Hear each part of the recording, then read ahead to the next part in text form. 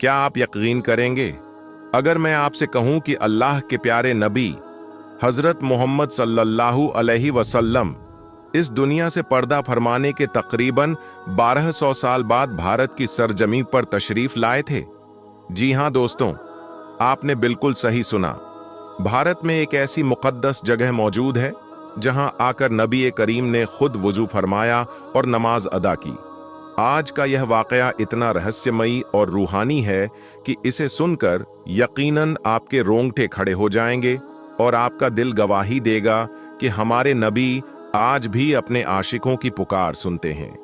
आप चाहे हिंदू हों या मुसलमान, इस वीडियो को आखिर तक पलक झपकाए बिना देखिएगा, क्योंकि आज जो आप जानेंगे वो आपने शायद ही कहीं सुना होगा। आगे बढ़ने से पहले अल्लाह के प्यारे नबी की मोहब्बत में इस वीडियो को दिल से एक लाइक जरूर कर दें और कमेंट बॉक्स में सुभान अल्लाह या माशा अल्लाह लिखकर अपनी हाजिरी दर्ज कराए। तो चलिए दोस्तों, बिना एक पल भी गंवाए शुरू करते हैं आज का यह बेहद खास और रूहानी सफर। दोस्तों, यह दिलचस्प वाकया मुगल बादशाह शाहजहां के द्वार का है। एक रात बादशाह शाहजहां गहरी नींद में सो रहे थे। तभी उन्होंने एक ऐसा ख्वाब देखा जिसने उनकी रातों की नींद उड़ा दी। उन्होंने ख्वाब में अर्श ए मौला यानी अल्लाह के तख्त के करीब मौजूद एक बेहद खूबसूरत मस्जिद देखी। वो मस्जिद इतनी नूरानी और दिलकश थी कि सुबह आंख खुलते ही शाहजहां ने फैसला कर लिया कि वो हूबहू वैसी ही मस्जिद अपनी सल्तनत में बनवाएंगे। उन्होंने फौरन अपने दरबार में दुनिया भर के तमाम बड़े बड़े इंजीनियरों और माहिरीन को इकट्ठा किया और हुक्म दिया, मैंने ख्वाब में एक मस्जिद देखी है, मुझे बिल्कुल वैसी ही मस्जिद का नक्शा तैयार करके दो। जरा सोचिए दोस्तों, ख्वाब बादशाह ने देखा है और नक्शा इंजीनियरों को बनाना है। यह कैसे मुमकिन था? तमाम माहिरीन ने अपना अपना दिमाग लगाया, सैकड़ों नक्शे बनाए, लेकिन बादशाह को कोई भी नक्शा पसंद नहीं आया। सबके सब हैरान और परेशान थे कि आखिर बादशाह के ख्वाब वाली मस्जिद का नक्शा कैसे बनाया जाए। उसी दौरान दिल्ली के चांदनी चौक इलाके में एक निहायत ही पहुंचे हुए अल्लाह वाले बुजुर्ग यानी बाबा रहा करते थे। उन्हीं बाबा का एक मुरीद था जो इत्तेफाक से उस वक्त का एक बहुत काबिल इंजीनियर भी था। जब वो मुरीद मायूस और परेशान हाल में अपने पीर यानी बाबा के पास पहुंचा तो बाबा ने उसकी उदासी का सबब पूछा। मुरीद ने अपनी बेबसी जाहिर करते हुए शाहजहां के ख्वाब और नक्शे वाली बात बता दी। ये सुनकर उन अल्लाह वाले बुजुर्ग ने मुस्कुराते हुए कहा, बस इतनी सी बात, तुम फिक्र मत करो, उस मस्जिद का नक्शा मेरे पास मौजूद है, तुम मेरे साथ अंदर आओ। दोस्तों, इसके बाद जो हुआ वो किसी चमत्कार से कम नहीं था। बाबा ने अपने मुरीद को अंदर बुलाया और उसके सर पर एक चादर डाल दी। चादर डलते ही मुरीद की आंखों के सामने का नजारा बदल गया। वो मुरीद सीधा अर्श ए मौला पर उसी मस्जिद के ठीक सामने खड़ा था जिसे शाहजहां ने ख्वाब में देखा था। मुरीद ने बिना वक्त गंवाए जल्दी जल्दी उस रूहानी मस्जिद का पूरा नक्शा अपने कागज पर उतार लिया। जैसे ही नक्शा मुकम्मल हुआ, बाबा ने उसके सर से चादर हटा दी और मुरीद वापस उसी कमरे में खड़ा था। मुरीद हक्का बक्का रह गया। उसने कांपती आवाज में पूछा, बाबा, मैं अभी कहाँ गया था? वो जगह कहाँ है? बाबा ने प्यार से कहा, बेटा, तुम्हारा काम हो गया है, अब सवालात मत करो, बस ये नक्शा लेकर सीधा बादशाह के पास जाओ। जब मुरीद ने वो नक्शा शाहजहां के सामने पेश किया तो बादशाह की आंखें फटी की फटी रह गईं। बादशाह ने हैरान होकर पूछा, यही, बिल्कुल यही तो वो मस्जिद है, तुम्हें कैसे पता चला? मुरीद ने अदब से कहा, बादशाह सलामत, आप बस ये बताइए कि नक्शा पसंद आया या नहीं, ये मत पूछिए कि मैं इसे लाया कहां से हूं। शाहजहां ने खुशी खुशी उस नक्शे को मंजूरी दे दी। मगर दोस्तों, कहानी यहां खत्म नहीं होती, बल्कि असली सस्पेंस तो अब शुरू होता है। शाहजहां ने ऐलान किया कि मस्जिद तो बनेगी, लेकिन इसकी बुनियाद यानी नींव कोई आम इंसान नहीं रखेगा। इसकी बुनियाद सिर्फ वो शख्स रखेगा जिसके अंदर 3 खूबियां हों। पहली, जिसने बालिग होने के बाद आज तक कभी कोई नमाज न छोड़ी हो। दूसरी, जिसकी आज तक एक भी तहज्जुद की नमाज कजा ना हुई हो। और तीसरी, जिसने आज तक किसी नामहरम यानी पराई औरत की तरफ आंख उठाकर भी न देखा हो। जरा सोचिए, क्या ऐसा इंसान मिलना आसान था? मस्जिद की जगह पर हजारों की भीड़ जमा हो गई। सुबह से शाम हो गई, लेकिन कोई भी शख्स आगे नहीं आया जो इन तीनों शर्तों पर खरा उतरता हो। जब सूरज ढलने लगा और अंधेरा छाने लगा, तब खुद बादशाह शाहजहां आगे बढ़े और बुनियाद रखने के लिए झुके। वहां मौजूद उलमाए कराम ने फौरन उन्हें टोकते हुए कहा, बादशाह सलामत, आपने खुद ये शर्तें रखी थीं, क्या आप इन पर पूरे उतरते हैं? तब शाहजहां की आंखों से आंसू छलक पड़े और उन्होंने रुंधे हुए गले से कसम खाकर कहा, ऐ लोगों, मुझे उस रब्बुल जुलजलाल की कसम, जब से मैं बालिग हुआ हूं आज तक मेरी एक भी नमाज कजा नहीं हुई, मेरी एक भी तहज्जुद नहीं छूटी और मैंने आज तक किसी नामहरम की तरफ आंख उठाकर नहीं देखा है। दोस्तों, इसके बाद उस मुक़द्दस मस्जिद की बुनियाद रखी गई। मस्जिद बनकर तैयार हो गई। उसके बीचों बीच वुजू करने के लिए एक खूबसूरत हौज भी बनाया गया। लेकिन अब नमाज शुरू करने की बारी आई तो शाहजहां ने एक ऐसा ऐलान कर दिया जिसने सबको चौंका दिया। शाहजहां ने कहा, इस मस्जिद में पहली नमाज तब तक अदा नहीं की जाएगी जब तक कि अल्लाह के प्यारे नबी हजरत मोहम्मद सल्लल्लाहु अलैहि वसल्लम खुद तशरीफन लाकर यहां पहली नमाज नहीं पढ़ लेते। दोस्तों, अल्लाहू अकबर। 1200 साल गुजर चुके थे नबी पाक के पर्दा फरमाए हुए, लेकिन उस आशिक ए रसूल बादशाह का यकीन देखिए। कई दिन गुजर गए, मस्जिद वीरान रही। फिर एक रात शाहजहां के ख्वाब में अल्लाह के प्यारे नबी तशरीफ लाए। शाहजहां ने देखा कि आका ए दो जहां उस मस्जिद में नमाज अदा फरमा रहे हैं। दोस्तों, आप जानते हैं कि नबी का ख्वाब सच्चा होता है, क्योंकि शैतान कभी नबी की शक्ल इख्तियार नहीं कर सकता। शाहजहां फौरन बिस्तर से उठे, वुजू किया और लाल किले से होते हुए तमाम उल्मा और सिपाहियों के साथ फज्र के वक़्त उस मस्जिद की तरफ भागे। उल्मा ने पूछा, हुजूर, आप मस्जिद क्यों जा रहे हैं? नबी पाक के आए बिना तो वहां नमाज नहीं होनी थी।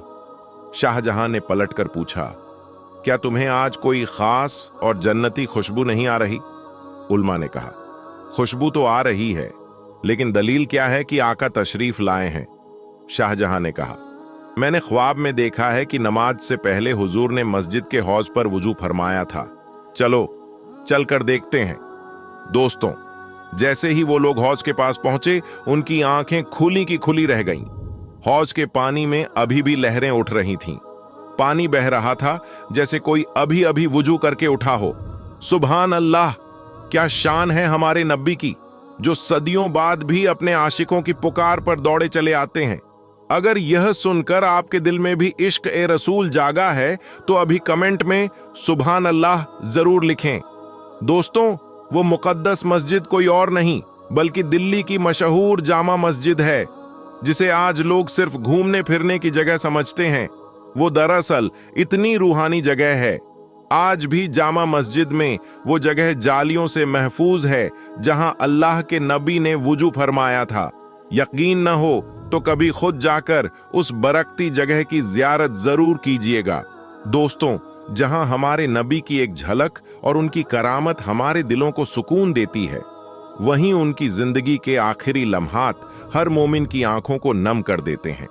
आइए, अब मैं आपको अल्लाह के नबी के उन आखिरी दिनों के सफर पर ले चलता हूं, जिसका एक एक पल हमारे लिए बहुत बड़ा पैगाम है। जुमेरात का दिन था। मगरिब के बाद ईशा का वक़्त करीब आ रहा था। हुजूर सल्लल्लाहु अलैहि वसल्लम पर कमजोरी बहुत हावी थी। सहाबाए कराम मस्जिद नबवी में इंतजार कर रहे थे। हुजूर ने उठने के लिए गुस्ल फरमाया, लेकिन जैसे ही खड़े होने की कोशिश की, कमजोरी से बेहोश होकर गिर पड़े। कुछ देर बाद होश आया। पूछा, क्या लोगों ने नमाज पढ़ ली? सहाबा ने कहा, नहीं या रसूल अल्लाह, सब आपका इंतजार कर रहे हैं। आपने दोबारा गुस्ल किया, उठने की कोशिश की और फिर बेहोश हो गए। ऐसा 3 बार हुआ।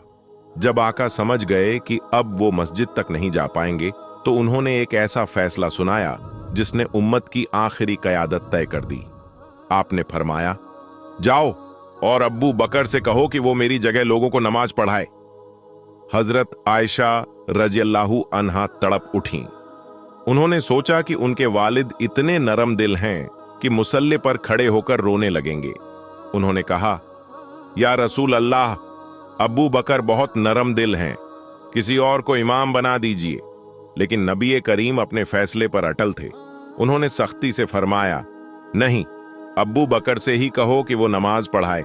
दोस्तों, यही वजह है कि जब हुजूर के बाद खलीफा चुनने की बात आई तो हजरत उमर ने कहा था, जिस इंसान को रसूलुल्लाह ने हमारी सबसे अजीम इबादत यानी नमाज का इमाम चुना है, क्या हम उसे दुनिया का इमाम नहीं चुन सकते?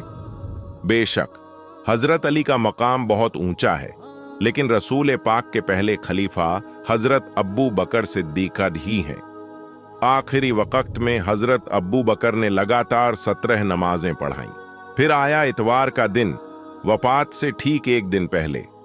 नबी रहमत ने अपने आखिरी दुनियावी काम पूरे किए, अपने गुलामों को आजाद कर दिया, घर में रखे वो आखिरी 7 दीनार भी सदका कर दिए, अपने हथियार मुसलमानों को सौंप दिए। फिर अपने लाडले नवासों हजरत हसन और हजरत हुसैन और अपनी प्यारी बेटी हजरत फातिमा को बुलाया और मुसलमानों को वसीयत फरमाई, ये मेरी बेटी है, ये मेरे नवासे हैं, इनका ख्याल रखना, इन्हें कभी तकलीफ मत पहुंचाना। अब आता है वो पीर यानी सोमवार का दिन, जिस दिन उम्मत यतीम होने वाली थी। फज्र की नमाज चल रही थी। हजरत अब्बू बकर इमामत कर रहे थे। हुजूर को थोड़ी राहत महसूस हुई। वो अपने हुजरे के दरवाजे पर आए और आहिस्ता से पर्दा हटाया। जब उन्होंने अपने सहाबा को सफ़ों में खड़े नमाज पढ़ते देखा तो नबी का नूरानी चेहरा कुरान के पन्नों की तरह चमक उठा और होठों पर एक खूबसूरत मुस्कुराहट फैल गई। हजरत अब्बू बकर ने आहट महसूस की और पीछे हटने लगे, लेकिन हुजूर ने हाथ के इशारे से कहा कि नमाज पूरी करो और फिर वो पर्दा गिरा लिया। दोस्तों, वो आखिरी दीदार था जो सहाबा को अपने नबी का नसीब हुआ था। उसी पीर के दिन चाश्त का वक्त था। हुजूर का सर हजरत आयशा की गोद में था। तभी हजरत आयशा के भाई अब्दुर्रहमान हाथ में एक सख्त मिसवाक लिए अंदर आए। आका की नजर मिसवाक पर टिक गई। हजरत आयशा समझ गईं। उन्होंने मिसवाक ली और क्योंकि वो सख्त थी तो उन्होंने उसे अपने दांतों से चबाकर नरम किया और हुजूर को दे दिया। हजरत आयशा बड़े फख्र से फरमाती हैं, अल्लाह का करम देखो कि नबी पाक ने आखिरी सांस मेरी गोद में ली और दुनिया से जाते वक्त मेरा लुआब यानी लार और मेरे नबी का लुआब उस मिसवाक के जरिए एक हो गया था। जिंदगी के उन आखिरी लम्हों में हजरत फातिमा आईं। अपने अब्बा जान को इस तकलीफ में देखकर उनके मुंह से निकला, हाय मेरे अब्बा जान की तकलीफ। तब नबी ने उन्हें अपने करीब बुलाया और उनके कान में चुपके से कुछ कहा।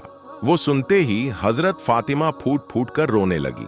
फिर नबी ने दोबारा उन्हें करीब बुलाया और फिर कुछ कहा तो इस बार हजरत फातिमा के आंसुओं के बीच एक प्यारी सी मुस्कुराहट आ गई।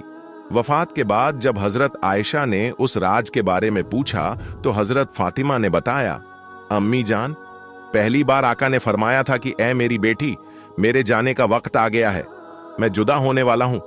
यह सुनकर मैं रो पड़ी। लेकिन फिर आका ने फरमाया कि ऐ फातिमा, रो मत, मेरे खानदान में सबसे पहले तुम ही मुझसे आकर मिलोगी। और क्या तुम इस बात पर राजी नहीं हो कि तुम जन्नत की तमाम औरतों की सरदार होगी? बस यही सुनकर मेरे चेहरे पर खुशी आ गई थी।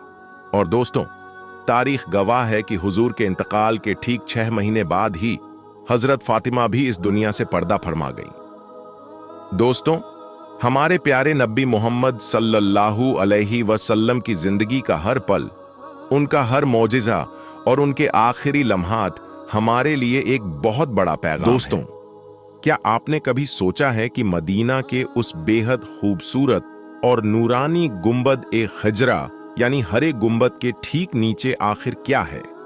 एक ऐसा हुजरा जिसकी असली कब्रों को सदियों से किसी भी इंसान ने नहीं देखा है। वह मुकद्दस कमरा जिसे पिघले हुए शीशे की दीवारों से हमेशा के लिए घेर दिया गया। लेकिन क्यों?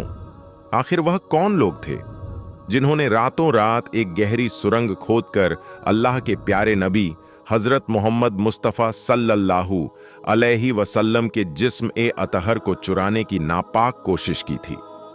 आज का यह सफर कोई आम वीडियो नहीं है।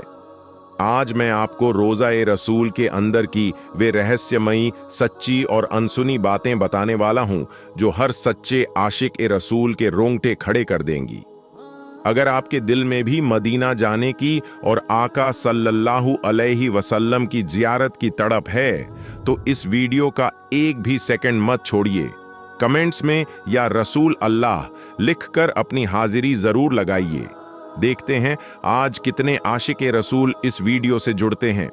दोस्तों, गुंबद एक खिजरा यह सिर्फ एक गुंबद नहीं है, बल्कि दुनिया के हर मुसलमान के दिल की धड़कन है।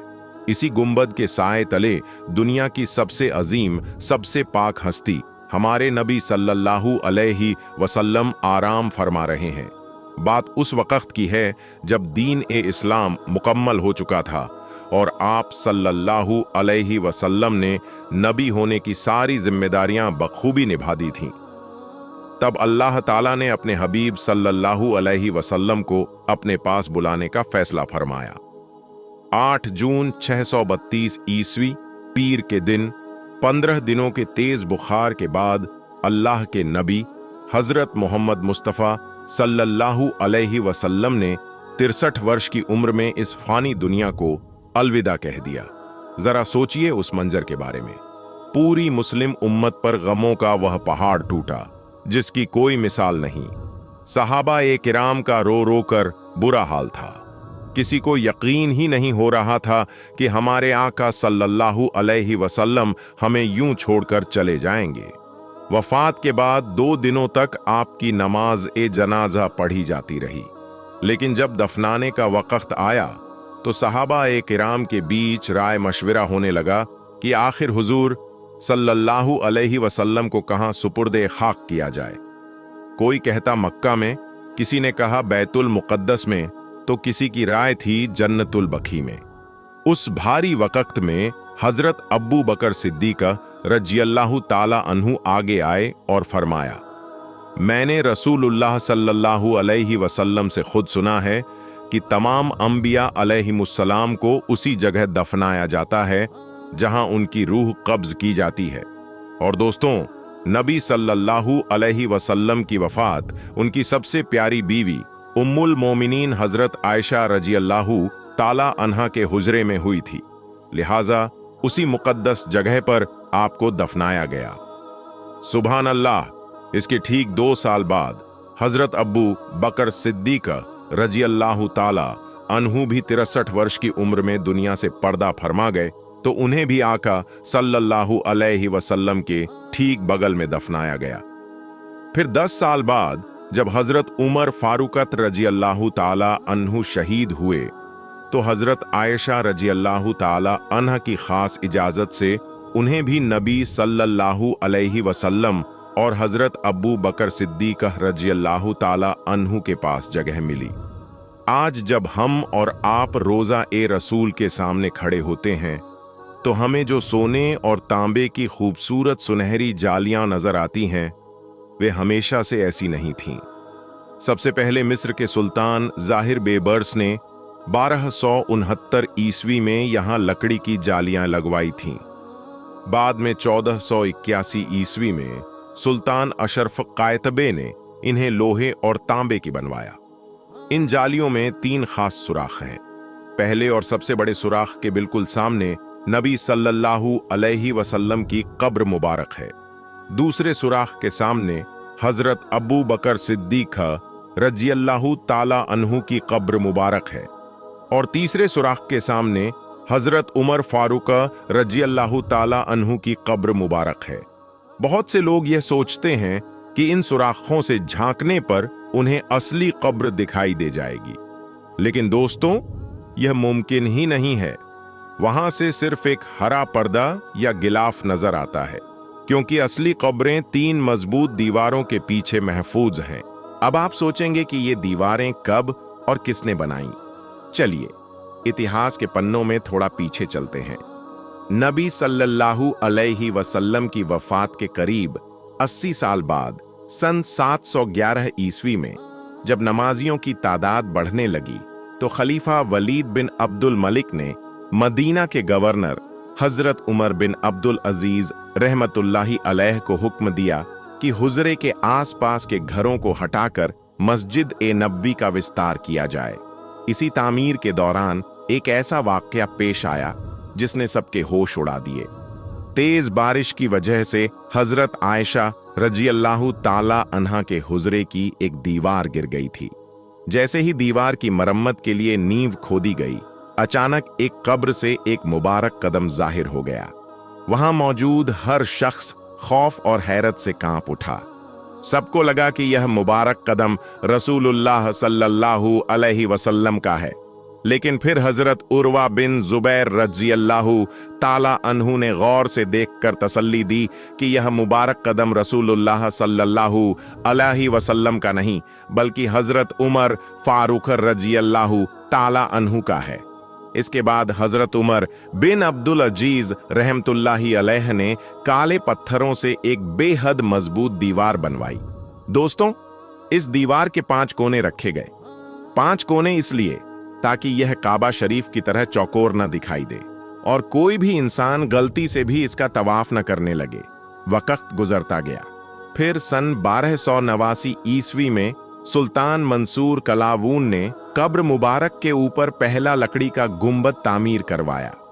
इसके बाद सन 1481 ईस्वी में एक बहुत बड़ा हादसा हुआ। मस्जिद ए नबवी के पास बिजली गिरने से भयानक आग लग गई जो रोजा ए रसूल तक पहुंच गई। अल्लाह का शुक्र था कि मुबारक कब्रों को कोई नुकसान नहीं पहुंचा। इस हादसे के बाद कब्रों की सफाई और निरीक्षण के लिए उस दौर के मशहूर आलिम अल्लामा समहूदी रहमतुल्लाहि अलैह को चुना गया। वे 5 कोनों वाली दीवार के नीचे बनी एक छोटी सी जगह से अंदर दाखिल हुए। उन्होंने अपनी किताब में लिखा कि जैसे ही मैं अंदर पहुंचा, मुझे ऐसी जन्नती खुशबू महसूस हुई जैसी मैंने अपनी पूरी जिंदगी में कभी नहीं महसूस की थी। मैं देर तक रसूलुल्लाह सल्लल्लाहु अलैहि वसल्लम पर दरूद व सलाम पढ़ता रहा। फिर मैंने देखा कि जमीन बिल्कुल समतल हो चुकी थी और मुबारक कब्रें पूरी तरह महफूज थीं।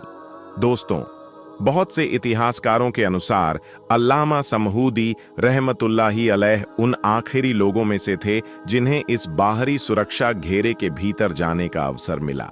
उसके बाद से आम लोगों के लिए इस हिस्से तक पहुंच संभव नहीं रही। अब बात करते हैं उस हरे गुंबद की। सन 1813 ईस्वी में उस्मानी सल्तनत के सुल्तान महमूद द्वितीय ने इस गुंबद की तामीर और मरम्मत करवाई। बाद में इस पर हरा रंग किया गया। यही आज दुनिया भर में मशहूर गुंबद ए खिजरा के नाम से जाना जाता है। दोस्तों, एक मशहूर रिवायत के अनुसार रोज़ा-ए रसूल के पास एक स्थान भविष्य में हजरत ईसा अलैहिस्सलाम के लिए बताया जाता है। इस विषय में विभिन्न रिवायतें मौजूद हैं और विद्वानों ने इनके बारे में अलग अलग व्याख्याएं की हैं। और हाँ, आपने गुंबद ए खिजरा पर एक छोटी सी खिड़की भी देखी होगी। इसके बारे में एक मशहूर रिवायत बयान की जाती है कि मदीना में एक बार भयंकर सूखा पड़ा। लोग हजरत आयशा रज़ियल्लाहु ताला अन्हा के पास पहुंचे। उनसे एक ऐसा उपाय मंसूब किया जाता है कि हुजरे की ओर आसमान खुला रहने दिया जाए ताकि अल्लाह ताला से बारिश की दुआ की जाए। इसके बाद अल्लाह ताला ने भरपूर बारिश अता फरमाई। हालांकि कई मुहद्दिसीन और इतिहासकार इस रिवायत की सनद को कमजोर बताते हैं, इसलिए इस घटना को बयान करते समय यह बात भी याद रखनी चाहिए कि इसके बारे में विद्वानों के बीच मतभेद मौजूद है। लेकिन दोस्तों, अब दिल थाम कर बैठिए। इतिहास की किताबों में एक ऐसा वाकया भी बयान किया जाता है जिसे सुनकर रोंगटे खड़े हो जाते हैं। कुछ ऐतिहासिक स्रोतों में यह उल्लेख मिलता है कि अलग अलग दौर में रोज़ा-ए रसूल की बेअदबी या नुकसान पहुंचाने की साजिशें की गईं। इन्हीं में सबसे मशहूर रिवायत सुल्तान नूरुद्दीन जंगी रहमतुल्लाहि अलैह से जुड़ी हुई है। रिवायत के मुताबिक एक रात सुल्तान नूरुद्दीन जंगी ईशा की नमाज अदा करके आराम कर रहे थे। अचानक वे घबराकर उठ बैठे। उनकी आंखों में आंसू थे और चेहरा फिक्र से भरा हुआ था।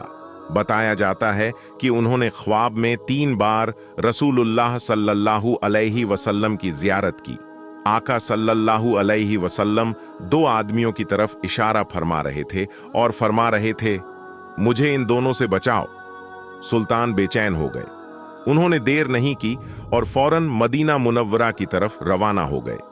कहा जाता है कि कई दिनों का सफर उन्होंने बहुत कम समय में तय किया और जल्द से जल्द मदीना पहुंच गए। मदीना पहुंचकर उन्होंने सबसे पहले शहर के हालात का जायजा लिया। फिर उन्होंने मदीना के लोगों के लिए एक आम दावत का इंतजाम करवाया ताकि ज्यादा से ज्यादा लोगों से मुलाकात हो सके। सुल्तान हर आने वाले शख्स के चेहरे को बड़ी गौर से देखते रहे, लेकिन उन्हें अपने ख्वाब में दिखाई देने वाले दोनों चेहरे नजर नहीं आए। तब उन्होंने पूछा, क्या कोई ऐसा भी है जो इस दावत में नहीं आया? लोगों ने जवाब दिया, हुजूर, 2 मगरिबी मुसाफिर हैं। वे दिन भर इबादत करते हैं, लोगों को जमजम का पानी पिलाते हैं और किसी से ज्यादा मेल जोल नहीं रखते, इसलिए वे दावत में नहीं आए। यह सुनते ही सुल्तान खुद उन दोनों के ठिकाने पर पहुंचे। कमरे के अंदर पहली नजर में सब कुछ बिल्कुल साधारण दिखाई दे रहा था। एक चटाई, कुछ किताबें, थोड़ा सा सामान और इबादत का माहौल।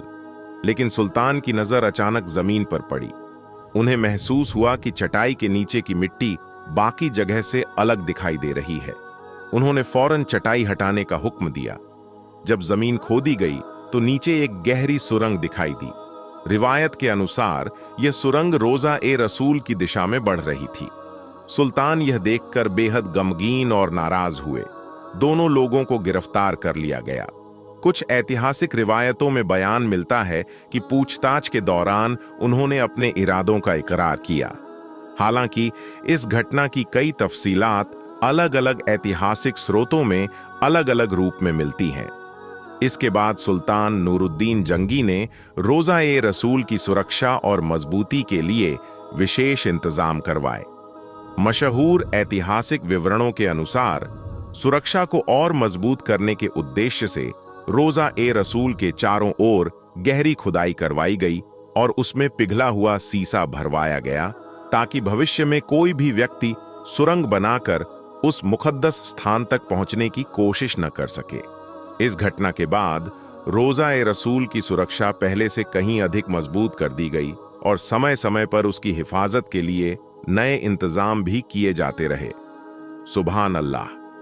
आज भी दुनिया भर से आने वाले लाखों मुसलमान मस्जिद नबी में हाजिर होकर अदब और मोहब्बत के साथ रसूलुल्लाह सल्लल्लाहु अलैहि वसल्लम पर दरूद व सलाम पेश करते हैं। आखिर में दोस्तों, जरा उस मस्जिद नबी को याद कीजिए जिसे हमारे आका हजरत मोहम्मद मुस्तफ़ा सल्लल्लाहु अलैहि वसल्लम ने अपने मुबारक हाथों से तामीर फरमाया था। जब आप सल्लल्लाहु अलैहि वसल्लम मदीना मुनव्वरा तशरीफ लाए तो आपकी मुबारक ऊंटनी जिस जगह बैठी वह जमीन 2 यतीम बच्चों की थी। रसूलुल्लाह सल्लल्लाहु अलैहि वसल्लम ने वह जमीन उनकी रजामंदी से खरीदी और वहीं मस्जिद ए नबवी की बुनियाद रखी गई। उस वक्त न कोई आलीशान इमारत थी, न संगमरमर के विशाल स्तंभ, खजूर के तनों के खंभे, खजूर की पत्तियों की छत और मिट्टी की सादगी। लेकिन यही वह मुकद्दस जगह थी जहां से दीन ए इस्लाम की रोशनी पूरी दुनिया में फैली।